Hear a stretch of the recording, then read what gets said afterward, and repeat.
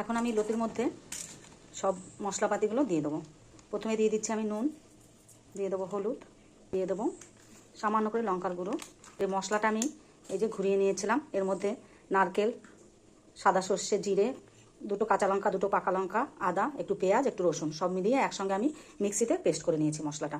এখন এটা ভালো করে মাখিয়ে নেবো, মাখিয়ে 10 মিনিটের মতো রেখে দেবো। আর দিয়ে দেবো কাঁচা সর্ষের তেল। এটা আমি কড়াইতে আস্তে আস্তে কষিয়ে নেবো। এই যে আমি ফিরে এলাম 10 মিনিট পরে। লতিটা আমি এই সব মশলা দিয়ে 10 মিনিট রেখে দিয়েছিলাম মেখে। এখন আমি কড়াইতে তেল দিয়ে দেবো অল্প করে। যেহেতু আমি তেল মশলাটা মাখিয়ে নিয়েছি লতির সঙ্গে, কড়াইতে আমি অল্প করে তেল দিয়ে একটু জিরে ফোড়ন, একটু তেজপাতা আর শুকনো লঙ্কা দিয়ে দিলাম। আর লতিটা মাখানোর সময় আমি একটু স্বাদ মতো মিষ্টি দিয়ে দিয়েছি, সেটা আপনাদের অপশনে থাকবে, যদি পছন্দ করেন দেবেন, নয়তো দেবেন না। এখন আমি লতিটা দিয়ে দেবো।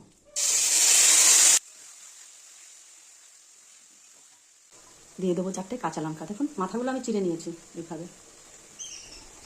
এখন ঢাকা দিয়ে দেবো।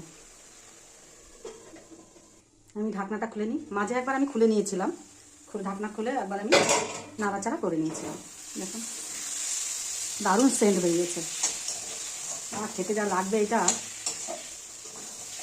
একটা কথা মনে পড়ে গেল, আমার শ্বশুরমশাই তো আর নেই, তো উনি যেই দিন এই লতি ভাপা করতাম সেদিন উনি ভীষণ খুশি হতো। উনি এই লতি ভাপাটা খুব পছন্দ করতো।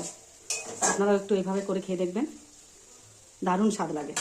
আমি দিয়ে দেবো সবসময় একটু গরম মশলা।